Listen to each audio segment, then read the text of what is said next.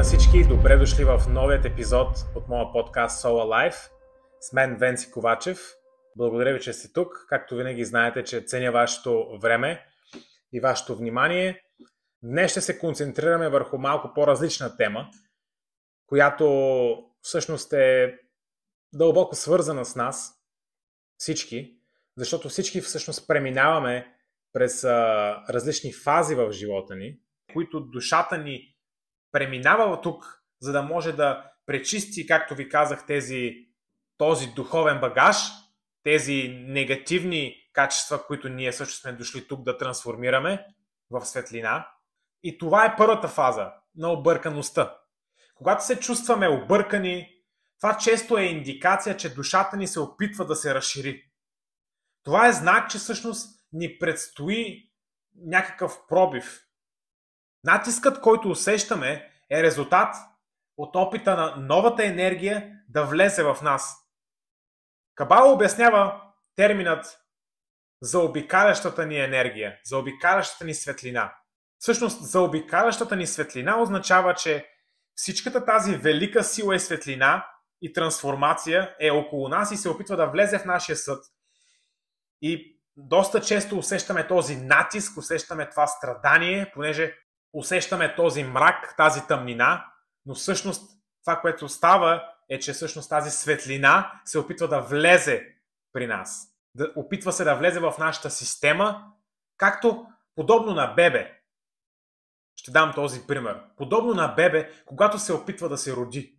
Когато това бебе се опитва да се роди, майката преминава през какви ли не неща, преминава през болка, преминава през страдание, преминава през обърканост, несигурност, преминава през огромни предизвикателства до момента, в който това всъщност бебе не се роди.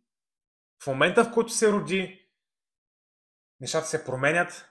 Същото е и с нашите желания, същото е и с нашата трансформация. Натискът, който усещаме, е всъщност резултатът на тази нова енергия, която се опитва да се роди в нашата реалност. Това наше бебе се опитва да се роди в нашата реалност. И това бебе може да е, както казах, може да е нашата сродна душа, може да е нашият нов проект, може да е нашият нов бизнес, нашата нова работа, може да е изобилието, богатството, взаимоотношенията, може да е изцелението, може да е здравето. Точно този натиск, това напрежение, това страдание, тази болка, която ние изпитваме в живота от различните предизвикателства, които идват към нас, са всъщност душата ни, новата версия на душата ни, заобикалящата ни светлина се опитва да влезе, да се изрази и да се прояви в нашата реалност, за да може ние да изпитаме най-прекрасното удовлетворение на тази нова версия, изпълнена със светлина. Обикновено как разбираме, че сме в тази фаза на объркаността? Чувстваме се, че не вървим напред, а всъщност отиваме назад. Чувстваме, че вървим назад.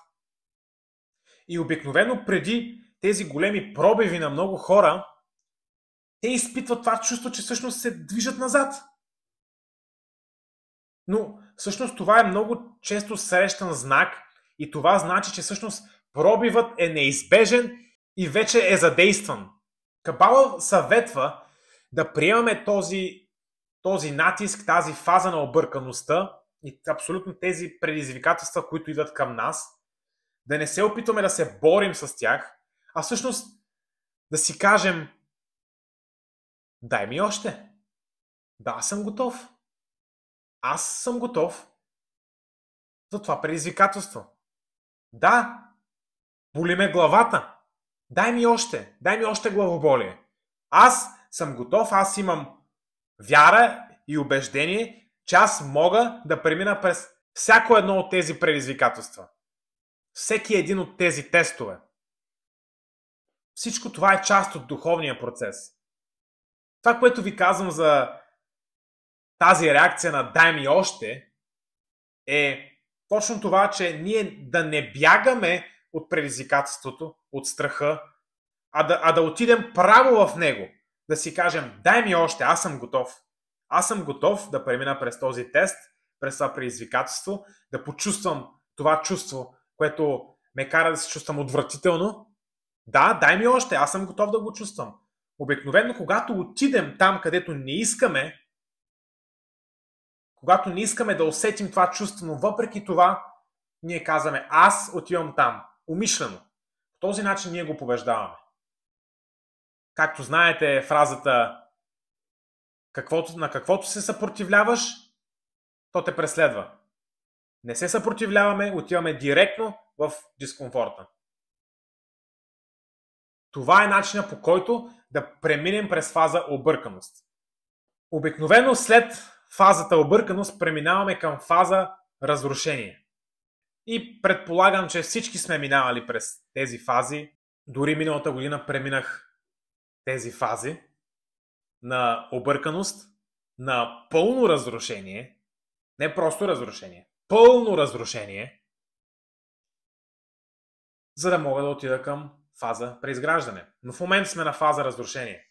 Когато почувствате тази фаза на разрушение, това се чувства като старото ми аз умира, за да мога да направя място за новото ми аз. За новият растеж, за новото обновление. През тази фаза може да почувствате, че старото ни аз всъщност заминава, изплъзва се от нас, а ключът е не да се хванем за него и да не го пускаме, а ключът е да се освободим от тези стари модели, поведения и действия, които вече не ни служат.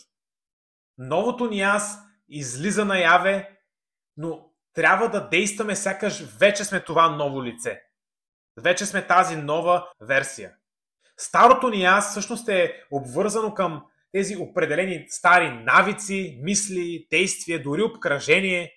За да напредваме, трябва да започнем да правим тези малки промени. Дори, например, промяна в храненето. Дори, например, да може да си легнем на време. Можем да започнем с малките победи. Например, да избягваме негативни хора. Да избягваме хора, които се чувстваме, че ни отнемат от енергията. Ако се срещаме с тях 2 часа в седмицата, можем да започнем да се срещаме с тях за 5 минути. Или да не се срещаме изобщо. Зависи кое всъщност ни служи. Или пък да започнем да се грижим за здравето си. Важно е да взимаме тези стъпки към новото. Фазата на разрушението е точно заради това. Да се премахне старото нещо, да се премахне старата версия, за да може да дойде новата версия. И обикновено тази фаза не напразно се нарича разрушение, понеже когато ти си разрушен, ти се разрушава и егото. Разрушава ни се негативната натура, разрушават се всякакви негативни аспекти и ние реално ставаме една чиста душа, а пък, както всички знаем, душата е абсолютно винаги свързана с Твореца, винаги е свързана с Вселената. По този начин, в периода на разрушение, ние сме тотално свързани с творението. Фаза преизграждане или възстановяване. Фазата преизграждане или възстановяване е след като старото ни аз бъде разрушено и започнем да преизграждаме и да изграждаме новата версия на себе си. Това е най-трансформиращата част от целия процес. Чрез разрушението ние създаваме пространство за божествената енергия да премине в живота ни, да влезе в живота ни, носейки мъдрост, носейки дарове, чудеса, благословения, обновление, изцеление и спокойствие, мир. Новата версия е като нова душа, буквално е като нова душа, която влиза в тялото ни. Много от вас може да са чувствали точно това нещо, че все едно нова душа навлиза в тялото ми. Не мога да позная старата си версия. Това е буквално някой друг човек. Например, аз съм преминал няколко пъти през този процес и дори наскоро буквално не мога да позная себе си отпреди. Което е изключително позитивно. Това значи, че просто отиваме в тази най-нова реалност, доближаваме се изключително много до светлината и до всички тези блага, които ние всъщност заслужаваме. И ние всъщност сме предопределени да проявим в нашия живот.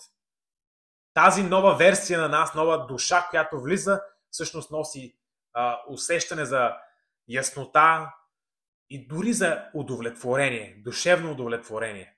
Може да започнете да виждате как живота ви почва да се подрежда с желанията ви, целите ви, когато всъщност приемем тази трансформация, оставим се с доверие и не се търпаме от този процес, не се закачаме за старото ни аз, да се опитваме да го запазим колкото се може по-бързо, понеже това всъщност би забавило процеса, би забавило всички блага, би забавило всички чудеса, например, като проявление на дори нашата сродна душа, нашето богатство, нашето изобилие. Да, много важно нещо. Как да преминем през този процес по най-плавният начин? За да преминем през този процес по най-плавния начин, не трябва да избягваме болката и трудностите. Това е нещо, което съм разбрал аз, може би и по трудният начин. Много пъти и обществото или просто нашата натура е такава, в която ние не искаме да изживеем болката. Бягаме от трудностите, бягаме от болката, но ключът е да не бягаме от болката и трудностите. Вместо това да ги приемем, знаейки, че те са всъщност част от процеса. Те са тук всъщност да ни покажат какво да променим към духовна еволюция и привличане на тези чудеса в нашия живот. Ученията на Кабала ни помага да разберем, че всичко, което преживяваме, е част от пътуването на нашата душа. Чрез приемането на тези предизвикателства и фокусирането върху духовния растеж, можем да преминем през този процес по-осъзнато и по-плавно. И знайте, нищо не е лично. Кабала ме е научила, че нищо не е лично. Тук е да ни покаже какво да променим и е винаги за наше добро. Благодаря ви. Абонирайте се за моя канал, последвайте на социалните медии, пишете ми налично, ако имате някакви предизвикателства, ако имате някакви въпроси. Ще се радвам да комуникираме, ще се радвам да обсъдим различни неща.